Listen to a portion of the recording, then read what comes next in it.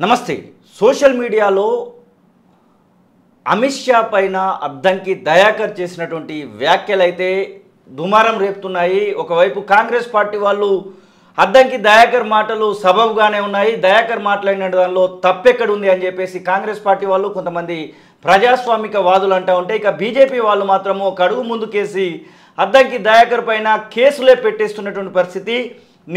నిర్మల్కు సంబంధించినటువంటి పోలీస్ స్టేషన్లో ఇప్పటికే దయాకర్ పైన కేసు బుక్ అయినట్టుగా ఒక వార్త అయితే వస్తూ ఉంది. అసలు ఆ వార్తలో నిజమెంత ఉంది? అమిత్ షా పైన మాట్లాడినటువంటి మాటలకి, అలాగే రాముడు విషయంలో మాట్లాడినటువంటి మాటలకి అద్దంకి దయాకర్ కట్టుబడి ఉన్నాడా? ఇవన్నీ తెలుసుకునే ముందు అసలు అద్దంకి దయాకర్ మాట్లాడినటువంటి మాటలు ఏంటో చూద్దాం. ఒక ముళ్ళ పంది ఇప్పుడు ఇక్కడికి వస్తున్నాడు అమిత్ షా. అమిత్ షా, నువ్వు రిజర్వేషన్లు ఎత్తేస్తా అని చెప్పలేదా?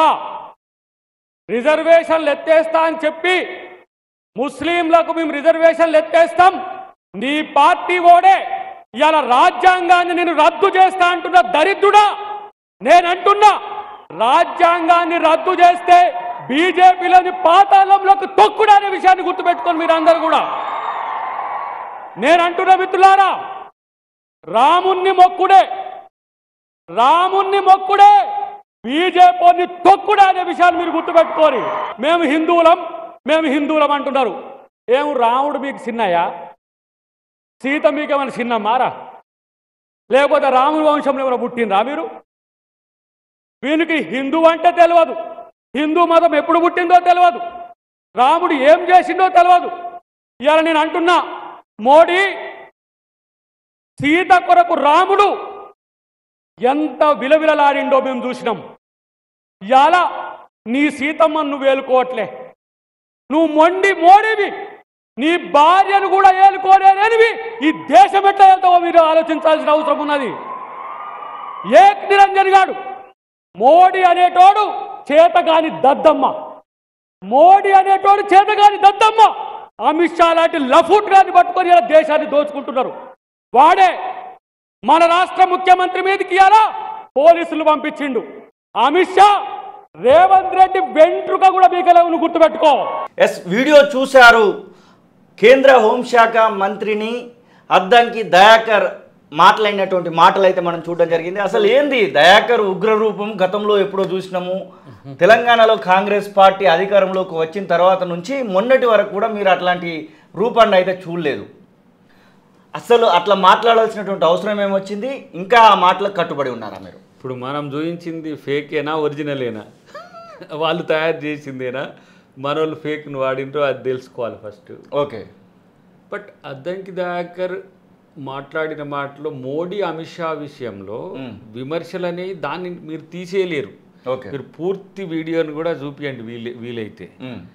రాముడిని మాట్లాడినట్టు చేసే భావదారిద్ర్యంతో ఉన్నారు ఇప్పుడు ఈ బీజేపీ పరిస్థితి. అక్కడ బీజేపీ కాదు ఇంకా, దీంట్లో ఇప్పుడు ఈ వాట్సాప్ యూనివర్సిటీ ట్రోల్ టీమ్స్ తిరిగినాయి. కానీ అమిత్ షా మోడీ గారి మీద పొలిటికల్ స్టేట్మెంట్స్ అవి, దాన్ని రామునికి సీతకు పెట్టేసి అటాచ్ చేసి ట్రిమ్ చేసి పాతయి కొత్తవి పెట్టేసి చేస్తున్న పరిస్థితి ఉన్నది. డెఫినెట్గా చట్టానికి అందరం లోబడి ఉండాలి.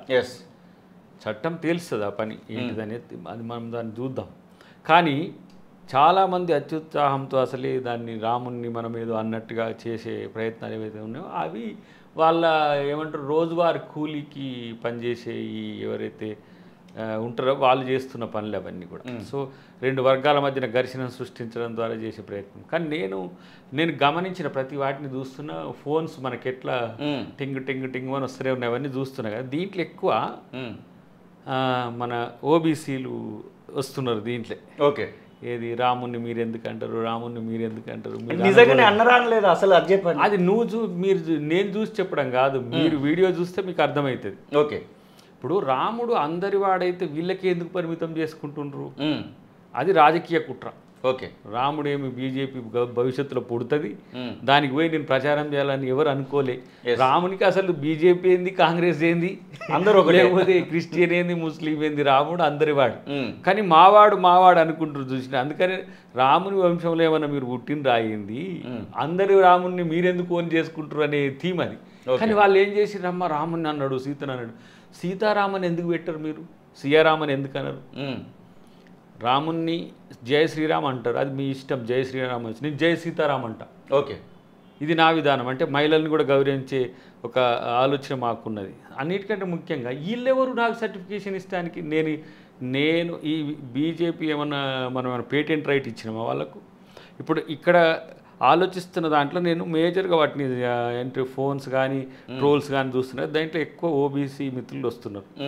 మీరు బీజేపీని నమ్మకండి. ఓకే, బీజేపీ చరిత్ర నుంచి బీజేపీ మీన్స్ బీజేపీ పూర్వాంకాలు ఇట్లా మనం రోల్ తిప్పుకుంటూ పోతే ఆర్యుడు తేలుతాడు.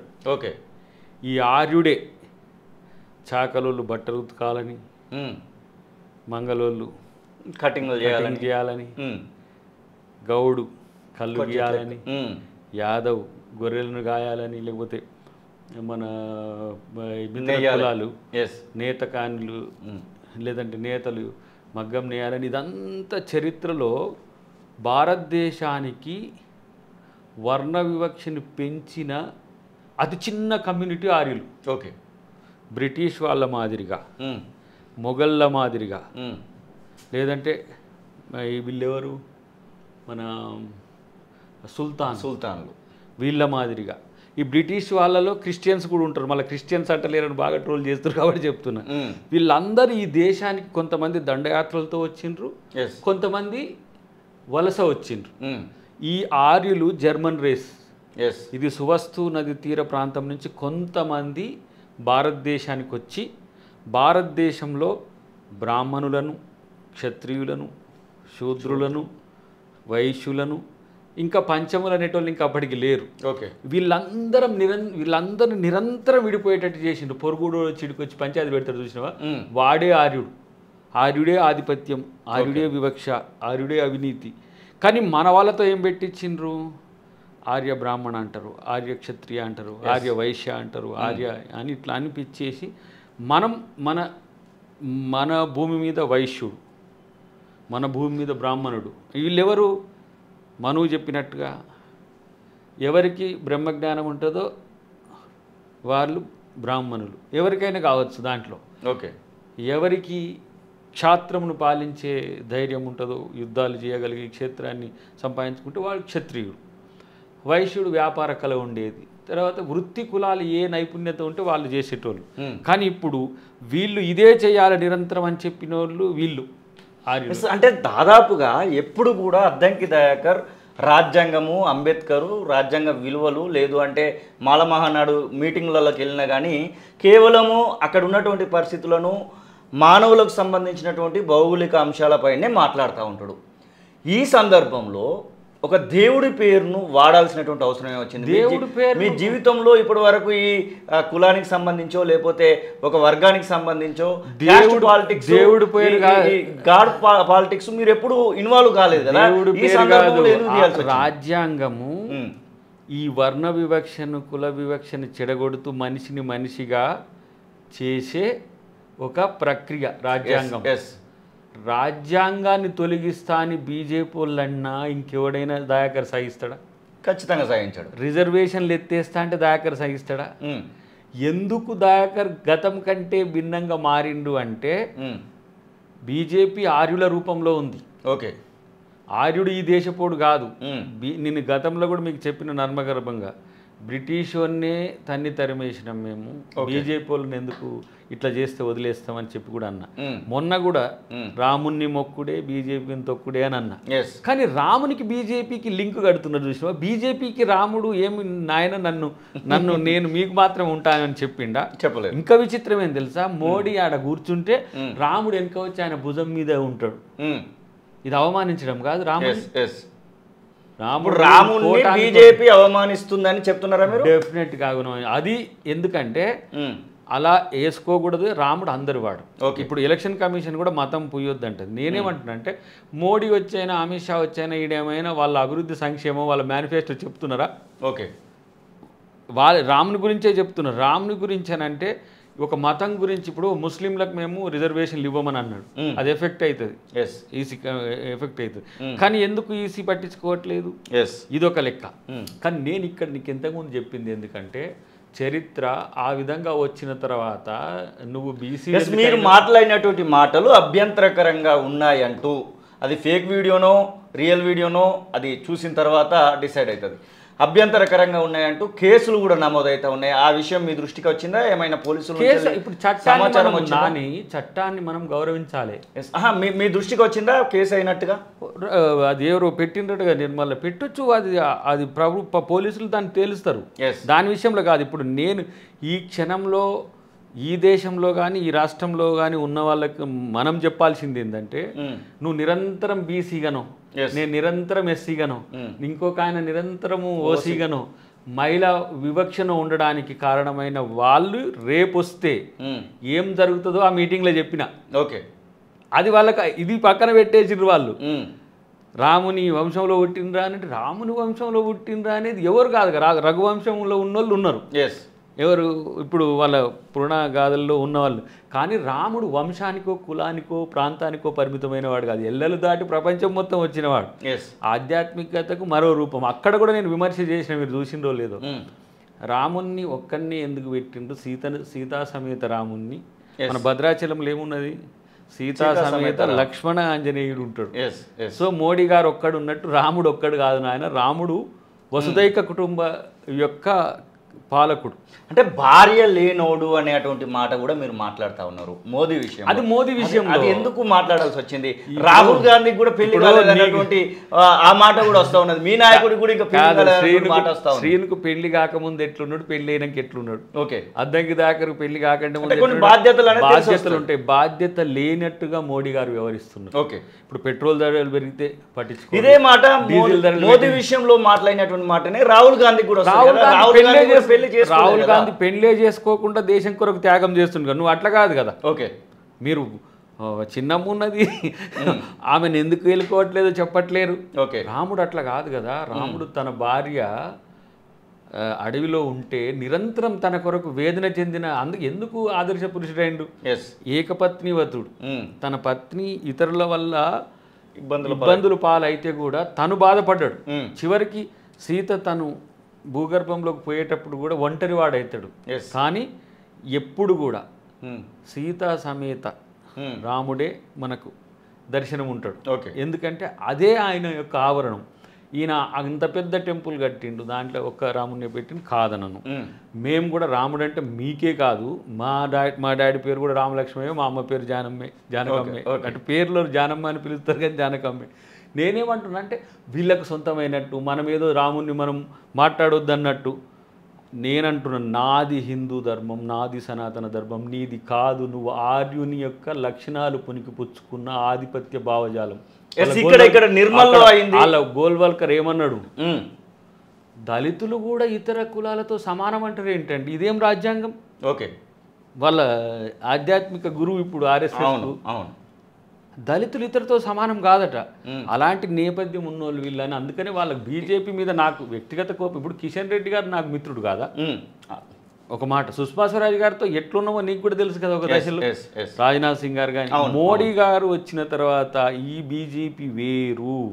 ఇది క్రమేపీ దేశాన్ని ఆధిపత్యం వైపు తీసుకుపోయి రాజ్యాంగాన్ని మంట కలిపి ఒక పరిస్థితి. ఇది బాగానే ఉంది. నిర్మల్లో కేసు అయింది కాబట్టి, ఇక్కడ రాష్ట్రంలో కాంగ్రెస్ పార్టీ అధికారంలో ఉంది కాబట్టి పోలీసులు మీ దగ్గరికి రాకపోవచ్చు. కానీ ఇదే కేసు వేరే రాష్ట్రంలో ఎక్కడైనా అయి ఉంటే, బీజేపీ పాలిత రాష్ట్రాలలోనో లేకపోతే ఎక్కడైనా ఇలాంటి కేసు అయితే ఖచ్చితంగా మీ దగ్గరికి పోలీసు రావడానికి అవకాశం ఉంటుంది. అరెస్ట్ అవ్వడానికి మీరు సిద్ధంగా ఉన్నారా? ఇక్కడ రాష్ట్ర police according to rule of law వాళ్ళు చర్యలు తీసుకున్నా కూడా నేను సహకరించడానికి సిద్ధమే. ఓకే, ఈ చర్చ జరగాలి. అద్దంకి దయాకర్ అనే మాట ఎందుకు మాట్లాడుతున్నాడు బీజేపీ మీద ఇంత సీరియస్గా? దయాకర్ వివాదాస్పదుడు కాదు. వాస్తవాలు మాట్లాడితే చరిత్ర చాలా చాలా ఉంది చెప్పాలంటే. అంటే మీరు చూపించడానికి మీకు ఓపిక ఉంటుందో ఉండదో కానీ చరిత్రలో ఏ వర్గాల ప్రజలైతే నష్టపోయినరో ఆ వర్గాల ప్రజల్ని ఇంకా స్వార్థపూరితంగా వినియోగించుకుంటున్నారు. ఎస్సీలను అంటరాని వాళ్ళుగా చేసిండ్రు. అంటరాని వాళ్ళుగా ఉండబట్టి రిజర్వేషన్లు ఉన్నది కాబట్టి రిజర్వేషన్లు ఎత్తేస్తామంటారు. ఇలా ముస్లిమ్స్లో కూడా కన్వర్టెడ్ ముస్లిమ్సే కదా. ఈ దేశంలో యుద్ధాలు జరిగినప్పుడు ఇక్కడ కాసిం రాజు సినిమా వాళ్ళే చూపించిండ్రు కదా. వాళ్ళు రజ్వీ రాకముందే సున్నితి చేసుకొని రజ్వీ రాకముందే బురక వేసుకొని మేము ముస్లిం అని చెప్పుకున్న చరిత్ర ఇక్కడ దళితులది. ఓకే, మాదిగ పీరయ్య ఇస్లాంలో జాయిన్ అయిన 1,00,000 మందితో వరంగల్లో చరిత్ర చూడండి. ఎవడు పాలకుడైతే వాని మతాన్ని స్వీకరించాల్సిన దుస్థితి దళితులకు గిరిజనులకు ఉండేది. ఇవాళ అలాంటి ముస్లింలకు ఆ రోజు వాళ్ళు చేయబట్టిపోయినప్పుడు వాళ్ళు ముస్లింలను మీరు అంటున్నారు అనండి. రాజ్యాంగపరమైన రక్షణలు ఉంటాయి వాళ్ళకి ఇవ్వండి. ఇప్పుడు క్రిస్టియన్స్ బ్రిటిష్ వాళ్ళు రాగానే క్రిస్టియన్స్గా మారినారు. క్రిస్టియన్స్గా మారడానికి కూడా కారణం ఏంది? అంటరానితనం ఉండడం వల్ల వీళ్ళని గుళ్ళకు రానియకపోతే ఏదో ఒక గుడి అని చెప్పి ఆ బ్రిటిష్ వాడు వస్తే బట్టలు ఇస్తే ముద్దడు బువ్వ పెడితే పోయి క్రిస్టియానిటీలో జాయిన్ అయ్యిండు. అవును, అంటే పాలకుడు ఎవడైతే వాడి డామినెన్స్ అయింది. ఇప్పుడు మేము మాత్రమే పాలకులు, మేమే హిందువులకు మేమని వీళ్ళు అనుకుంటున్నారు. కానీ రాజీవ్ గాంధీ ఎవరు? ఇందిరాగాంధీ ఎవరు? నెహ్రూ ఎవరు? లాల్ బహదూర్ శాస్త్రి ఎవరు? నరసింహరావు ఎవరు? అంటే మేము ముందు పాలకులో ఉన్న వాళ్ళం. సోమనాథ్ టెంపుల్ సర్దార్ వల్లభాయ్ పటేల్ గారు మొత్తం దాన్ని చేసింది. ఇలా మీరు శిలాన్యాసం చేసింది రాజీవ్ గాంధీ గారు. మేమే హిందువులం అని చెప్పుకుని ఇంకా హిందూ రాజకీయాలు ఎందుకు? మేము హిందువులము, అన్ని మతాలను సమానంగా చూస్తాం. కాబట్టి వీళ్ళు అట్లా కాదు, వీళ్ళు ఒకవైపే చూస్తారు. ఇప్పుడు అన్నాడు కదా కరీంనగర్ మీటింగ్లో మోడీ గారు ఏమన్నారు? మేము భవ్యమైన రామ మందిరం కట్టిస్తున్నాం, అట్లనే బాబ్రీ మసీదుని కూడా కట్టిస్తారు వాళ్ళు. అవును అవును. అటువైపు అరుణాచల్ ప్రదేశ్ నుంచి 7 సిస్టర్స్ ఉన్న దగ్గర పోయి బైబిల్ పంచిండ్రు వాళ్ళు. నువ్వు బైబిల్ నేను బైబిల్ అనొద్దు, బీజేపీ వాళ్ళే బైబిల్ అనాలి. అంటే అన్ని మతాలను వాళ్ళే తీసుకోవాలి. మరి భగవత్ గారు ఏమన్నారు? ఆర్ఎస్ఎస్ చీఫ్ గారు ఏమన్నారు? ఈ దేశంలో పుట్టిన ప్రతి ఒక్కళ్ళు హిందువులే అని అన్నారు. అవును. నేనేమంటున్నా అంటే మిమ్ముల దిడితే రామునికి ఎందుకు ఆపాదించి దయాకర్ని ట్రోల్ చేయాలనుకుంటున్నారో చెప్పండి. దయాకరే మీ రాజ్యాంగం తెలియని వ్యక్తి, చట్టం తెలియని వ్యక్తి కాదు కదా. వివాదాస్పదుడు కావడానికి ఇష్టపడాడు కదా. అవును. నాకు ఇంత నష్టం జరిగినా ఏ రోజు నేను స్పందించలే. అవును. ఎందుకు స్పందించనంటే అది పార్టీ పదవి, అది నా వ్యక్తిగతం. అవును. కానీ ఇది సమాజాన్ని బీజేపీ అనుసరిస్తున్న తీరు చాలా. ఇదే సందర్భంలో గతంలో చాలా సందర్భాలలో మాట్లాడినటువంటి వాళ్ళ మీద దాడులు జరిగినటువంటి సందర్భాలు కనబడతా ఉన్నాయి. అట్లాంటిది ఏమైనా ఊహించుతున్నారా? ఏమైనా జరగచ్చేమో? మాట్లాడుతున్న మిత్రులు కూడా అన్న మీరు అలాంటి అనాల్సింది కాదు, మీరు అట్లా చేయాల్సింది కాదు అంటారు. కానీ అది అన్నది ఫేకా. ఇప్పుడు మీరు చూపించేది కూడా ఫేకా ఒరిజినల్ అని నేను చూడాలి. ఓకే, ఆ మీటింగ్ చూపియండి, అదే ప్లే చేస్తాం. మీరు నేనెందుకు చూపించాలి? నిర్మల్ సభలో మాట్లాడిన అన్ని టీవీలో కంటెంట్స్ ఉన్నాయి కదా. కాబట్టి ఇలాంటివి దయాకర్ అన్న అనడు అనే సెక్షన్ ఒకటి ఉన్నది. వీళ్ళు రోజు కూలివారు బీజేపీ కూలి వాళ్ళు ఉన్నారు కదా, ఒక 100-150 నెంబర్లు ఉంటాయి. వాళ్ళకు ముఖం ఉండదు, అడ్రస్ ఉండదు, వాళ్ళు చేసే గోబెలి. నేనేమంటున్నా అంటే మీరు దాంట్లో మాట్లాడింది ఇప్పుడు నిన్న మన సగర సంఘం అధ్యక్షుడు శేఖర్ చేసిండు అన్న ఇట్లా పోతున్నది. మీరు ఏమన్నారో మీరు ఒకసారి చూడండి, అంటే మీరు వీడియో చూడండి, అంటే మీరు ఒక వీడియో కూడా పెట్టండి అంటే నిన్న వీడియో పెట్టిన నేను. రాముణ్ణి అనడానికి ఎవరికి హక్కు లేదు, ఎవరు అనరు కూడా. ఓకే, ఎందుకంటే ఆయన మనకేమన్యాయం చేసింది. అవును, చరిత్రలో రాముడు అద్దంకి దయాకర్కి చేసింది ఏముంది, సమాజానికి చేసింది. వీలైతే తను బాధపడ్డాడు, సమాజానికి ఇంత మేలు చేసింది. రాముణ్ణి అనాల్సిన పరిస్థితి ఎందుకు వస్తుంది? ఈ అటాక్స్ విషయంలో ఎట్లా ఆలోచిస్తా ఉన్నారు? జరగచ్చేమో అనేటువంటి ఒక ప్రశ్న తలెత్తుతుంది. అభిమానుల నుంచి కూడా తొలి వెలుగుకు ఫోన్ చేసి ఇట్లా ఏమో అన్న మాకు మా అన్నకి ఏమన్నా ఇబ్బంది అయితే ఏమో అనే భయము వాళ్ళు వ్యక్తం చేస్తారు. ఎవరు కూడా నాకు ఫోన్ చేసిన వాళ్ళు కూడా మీరు అలా అనాల్సింది కాదని ఫేక్ వీడియోస్ని చూసి చెప్తున్నప్పుడల్లా ఇది చెప్తున్నా నేను. ఓకే, కాబట్టి మన టీవీ వాళ్ళు కూడా అరెస్టు లేకపోతే ఇది అని చెప్పేసి అడ్వాన్స్ చేసిందని చెప్తున్న పరిస్థితి ఉన్నది. కానీ ఇక్కడ ఉన్న ప్రజలేమీ ఏది నార్త్ మాదిరిగానో అట్లా మాదిరిగానో ఉండేటోళ్ళు కాదు. ఇంకోటి అన్నిటికంటే ముఖ్యంగా మాకంటే ఎక్కువ ఏది యాగాలు చేసి లేకపోతే యజ్ఞాలు చేసిన వాళ్ళు ఎవరు లేరు. ఇట్లా చేసిండ్రు అని అంటే వాళ్ళు రాజకీయంగా వాళ్ళు వెనకటికి జరిగిన చరిత్రలే. కానీ నేనేమంటున్నా అంటే ఇక్కడ రాజకీయం కోసం చేసే దాంట్లో స్పర్ధలను పెంచుకోవద్దు. ఓకే, అన్నిటికంటే ముఖ్యంగా మీ మేనిఫెస్టోని చెప్పుకోండి, మీరు రేపు చేయబోతున్నాయి చెప్పుకోండి, మీరు రేపు చేస్తారని చెప్పుకోండి. మేము చేసే ఇప్పుడు 6 గ్యారెంటీల విషయంలో మీరు విమర్శించండి, మేము దానికి సమాధానం చెప్పుకుంటాం. మాది కూడా పంచ్ న్యాయం ఉన్నది, అది చెప్తాం. కానీ ఇక్కడ నార్త్ తరహా ఇలాంటి ఒక ప్రచారాలు చేస్తున్నారు. ఇలాంటి సంస్కృతి ఎవరిదంటే నేను పదే చెప్తున్నది అదే. ఇప్పుడు ఇతర వర్గాల మీద లేని కక్ష ఇప్పుడు దయాకర్ మీద ఎందుకు పెరుగుతున్నది? దయాకర్ దళితుడు కాబట్టా? ఓకే. ఎవరు ఇంతకుముందు అనలే, ఏదనలే? మోడీని అమిత్ షా తిట్టలే. మోడీ అమిత్ షా రాముడు లక్ష్మణుడు కాదు. మోడీ అమిత్ షా ఒక రాజకీయ పార్టీ నాయకులు. బీజేపీ మా వ్యతిరేక పక్షం. మీరు దాన్ని రామునికి ఆపాదించుతున్నారు ఎందుకు? వీళ్ళు మేము అసమర్థులమని చెప్తున్నట్టేనా? ఓకే. మేము చేయలేని మేము చెప్పుకోలేక మేము రామునితో రాజకీయాలు చేయాలనుకుంటున్నాం. రాముడు మీ ఒక్కడు వాడు కాదని చెప్పే ప్రయత్నం చేస్తూనే నేనేమంటున్నానంటే ఒక సెక్షన్ ఆఫ్ పీపుల్ మొత్తం కూడా రెచ్చగొట్టే పనిలో పదే ఉన్నారు. నిన్న మనోడు శేఖర్ చేసినప్పుడు నేను అన్న, ఇప్పుడు నేను కుల సంఘ నాయకుడిని కదా పూర్వాంకంలో. మేమిద్దరమే పోరాడుతుంటాం మాదిగలమే. అవును. కృష్ణమాదిగ గారితో నేనే కలిసిపోయేంతటి సాన్నిధ్యం మా మధ్య ఖచ్చితంగా ఉంటుంది. ఇతర కులాల ఇప్పుడు సగర కులం వాళ్ళు ఫీల్ అయ్యి అన్న ఇట భగీరథుడు మాదంతా ఇట వంశవృక్షం ఇట్లా ఉంటుంది అంటే అసలు రాముని చర్చ నాకు అప్పుడు నేను వీడియో చూసి రాముని నేను ఏమన్నా అని చూస్తే వీళ్ళని తిట్టింది రాముంది అనేది చేస్తున్న పరిస్థితి వచ్చినప్పుడే ఆ వీడియో పెట్టిన. కాబట్టి ఎవరు కూడా ఇంకోటి ఎవరి మనోభావాలను అద్దంకి దయాకర్ ఎప్పుడు కూడా కించపరచడు, ఇంక్లూడింగ్ బీజేపీ. ఎప్పుడు బీజేపీ తప్పు చేసినా, ఎప్పుడు నా వాళ్ళు తప్పు చేసినా నేను ప్రశ్నించిన చరిత్ర ఉంది కదా. అవును. మా పార్టీలో ఉన్న వాళ్ళు ఒక రకంగా ఈ పార్టీకి ఇబ్బంది చేసినా కూడా అలాంటి చరిత్ర ఉంది. కాబట్టి కూల్గా పోయేదాన్ని వాళ్ళు ఏం చేస్తున్నారంటే ఇంకో అంశం తెలంగాణలో బీజేపీకి లేదు. ఓకే. దీన్ని చర్చ తీసుకురావడం ద్వారా, దీన్నే మనుగడలో పెట్టడం ద్వారా, అంటే అది మనుగడ అంటే ఎన్ని రోజులు ఉంటుంది దానికి? ఇప్పుడు మీకు ఎలక్షన్స్ వరకు దీన్ని 13వ తారీఖు వరకు ఏది చేసినా 11వ తారీఖు వరకే. 11 అయిపోయిందంటే ఇంకా 11 ప్రచారం కూడా ముగిసేటువంటి అవకాశం అయితే ఉంటుంది. నిర్మల్ పోలీస్ స్టేషన్ నుంచి కానివ్వండి, ఏదైనా పోలీస్ ఆఫీసర్స్ నుంచి దయాకర్కి ఏమైనా ఫోన్ చేసి ఈ విషయంలో ఎక్స్ప్లెనేషన్ అడగడం, డెఫినెట్గా నోటీస్ ఇస్తారు. అది అకార్డింగ్ టు లా జరుగుతుంది. దానికి సమాధానం చెప్పాలి. అది తప్పు అని భావిస్తే దాన్ని శిక్షకు కూడా సిద్ధపడాల్సిందే కదా. మనం పోలీసును మనమేం ప్రభావం చేయాల్సిన అవసరం లేదు. పోలీసుతో మనం అనేది ఇప్పుడు జరిగినటువంటి దానిపైన ఎఫ్ఐఆర్ అయింది అనేటువంటి వార్తలు వస్తాయి. ఎఫ్ఐఆర్ అయితే దాని విషయంలో మీకు ఏమైనా ఫోన్ చేసి నోటీస్ వస్తుంది డెఫినెట్గా. ఆ ఫోన్లు పాపం ఏమో చేస్తుండ్రు, దాంట్లో పోలీస్ ఫోన్ లేదు, ఈ ఫోన్ లేదు, ఆ ఫోన్ అటెంప్ట్ చేయలేని పరిస్థితి. అసలు నీకు ఇస్తా, ఆ ఫోన్ ఇస్తా చూడు అంటే వీళ్ళు ఏం చేస్తారంటే ఒక 100-150 మందికి ఫోన్ చేసి చెప్తారు, మన ఫోన్ నెంబర్ పెడతారు అనమాట. ఓకే. వాళ్ళని ఆపితే దాంట్లో పోలీస్ ఫోన్ ఏదో నాయకుని ఫోన్ ఈ అరాస్ కాల్స్ లేకపోతే బెదిరింపు కాల్స్ కూడా వస్తున్నాయి అని ఎక్స్పెక్ట్ చేయాలి. ఎప్పుడు ఉంటాయి నాని. ఇప్పుడేంది అప్పుడు ఏంది రాజసింగ్ తిప్పేప్పుడు లేవా, లేకపోతే అదేంటిది బీజేపీ మార్క్ ఈ ఫోన్స్ అన్ని కూడా తెలుసు నాకు. ఓకే. సో ఆ పరిస్థితి దేనికైనా సిద్ధపడి దయాకర్ ఉన్నాడు. బీజేపీ పార్టీ రామునికి సంబంధం లేదని ప్రూవ్ చేయడానికి దయాకర్ సిద్ధంగా ఉన్నాడు. ఇదే మాట మీద రామునికి ఏ పార్టీతో కూడా సంబంధం లేదు. రాముడు నాకు తెలిసి హీఈస్ ద విశ్వగురు నా దృష్టిలో. ఓకే.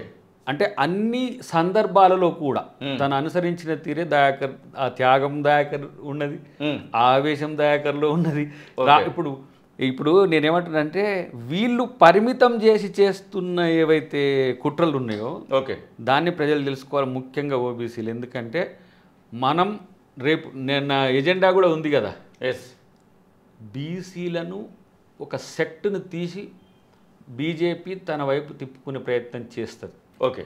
కానీ ఇంత ఓబీసీ అన్న మోదీ గారు బీసీలకు చట్టసభలో రిజర్వేషన్లు ఎందుకు చేయలేదు? ఓకే. జనగణన ఎందుకు చేయలేదు? అన్నిటికంటే ముఖ్యంగా నా దృష్టిలో ఇంకెప్పుడు ఓబీసీలకు జనగణన చేయగలుగుతారు? మేము అంటున్నాం. ఇప్పుడు ఎవరు రాహుల్ గాంధీ గారు మేము ఓబీసీ జనగణన చేస్తాం, మేము చట్టసభలో రిజర్వేషన్ల కొరకు చేస్తామని అన్నప్పుడు ఎందుకు మోడీ గారు 10 సంవత్సరాలు చేయలేదు చెప్పలేకపోతున్నారు పరిస్థితి. కాబట్టి ఇలా అత్యధిక జనాభా ఉంది, రేపు జాతీయ స్థాయిలో డిమాండ్ వస్తుందని చెప్పి తనే ఓసీగా ఉన్నా కూడా ఓబీసీగా కన్వర్ట్ అయ్యి ఈరోజు తనే ప్రధానమంత్రి అయి తానే ఓబీసీలకు ఈరోజు రక్షణ అని చెప్తూనే నష్టం చేసిన పరిస్థితి చూసినాం. ఇక మన ద్రౌపది ముర్మురే గారిని రాష్ట్రపతి చేసి మణిపూర్లో మహిళల మీద దాడులు చేసిండ్రు. అదే మళ్ళీ మన ఎవరు రామ్నాథ్ కోవింద్ గారిని రాష్ట్రపతి చేసి మళ్ళీ వారి ఉన్న సందర్భంలో దళితుల మీద దాడులు జరిగినాయి.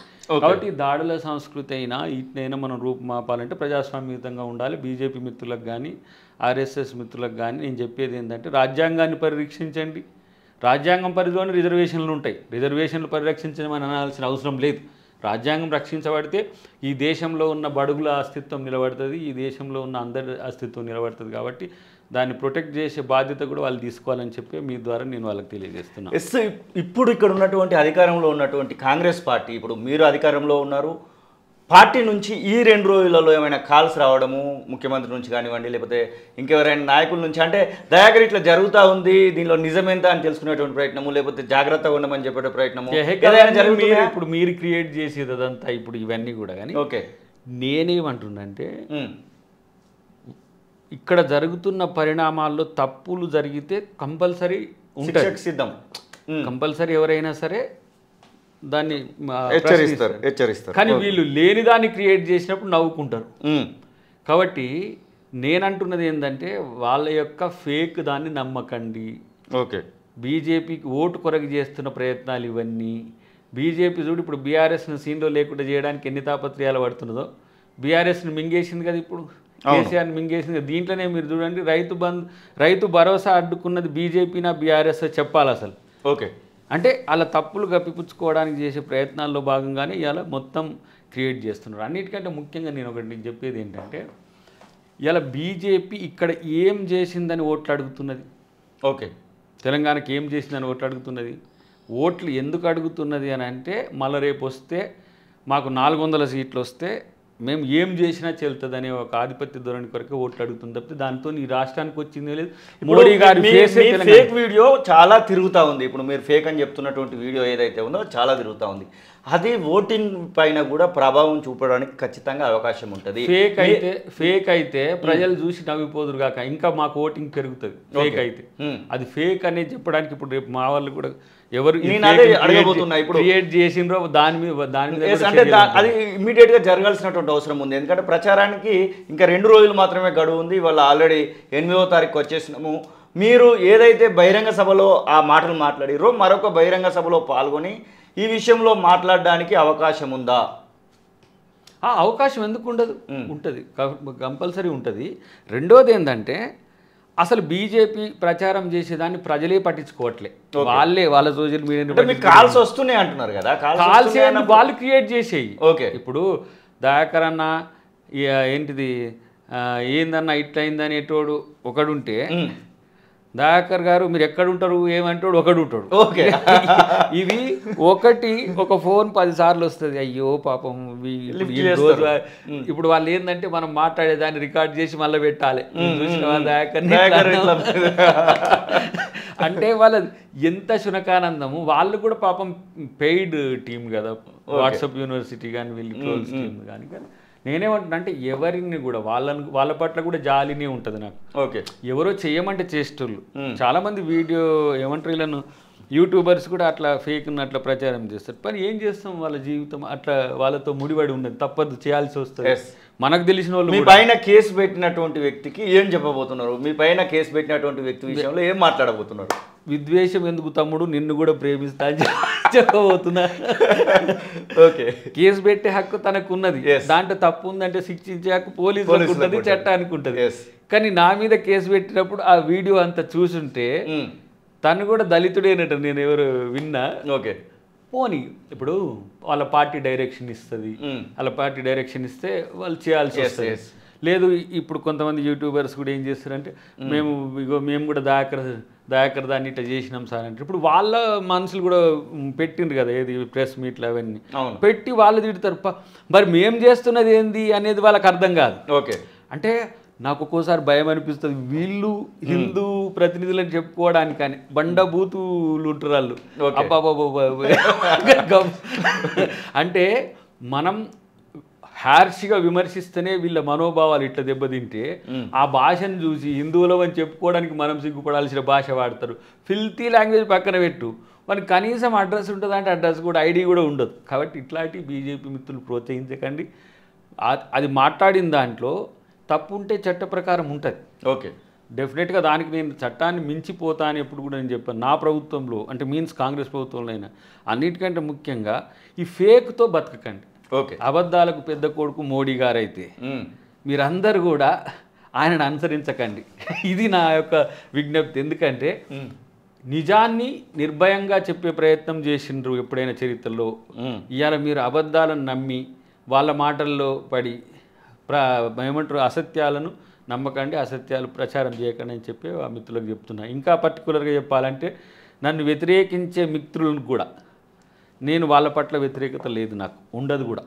అది పాపం నాకు పీటీ అనిపిస్తుంది. ఏంటంటే వాళ్ళకి కనీసం నేను చెప్పింది అర్థం చేసుకునే పరిస్థితులు లేకపోవడం, ఎవరి మెప్పు కొరకు ఇదంతా చేయడం అనేది కూడా పాపం అనిపిస్తుంది అండి. Okay okay, thank you Dayakar అన్న.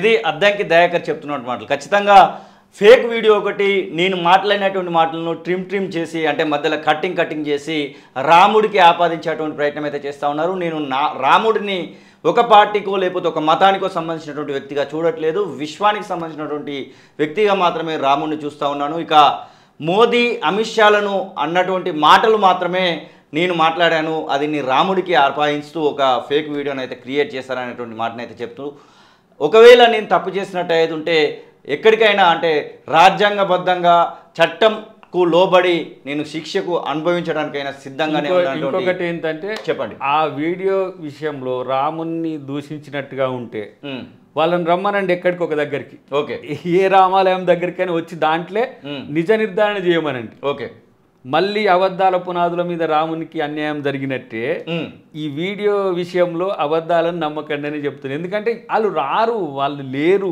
వాళ్ళు ఎవడో గోస్ట్ మనిషి కాబట్టి. ఇది అద్దంకి దయాకర్ చెప్తున్న మాటలు ఖచ్చితంగా. ఎందుకంటే ఒక విషయం అది అబద్ధము మొత్తం ప్రపంచం బాకే లోపల నిజం గడప కూడా దాటదని చెప్తా ఉంటారు. మరి ఈ నిజాన్ని అయితే అద్దంకి దయాకర్ చెప్పదలుచుకున్నాడు. అద్దంకి దయాకర్ అసలు మాట్లాడిండా మాట్లాడలేదా అని చూపించేటువంటి ప్రయత్నంలో భాగంగానే తొలి వెలుగు అయితే దయాకర్ దగ్గరికి అయితే వచ్చింది. చూస్తూనే ఉండండి తొలి వెలుగు. కెమెరా పర్సన్ సతీష్తో శ్రీనివాస్, తొలి వెలుగు, హైదరాబాద్.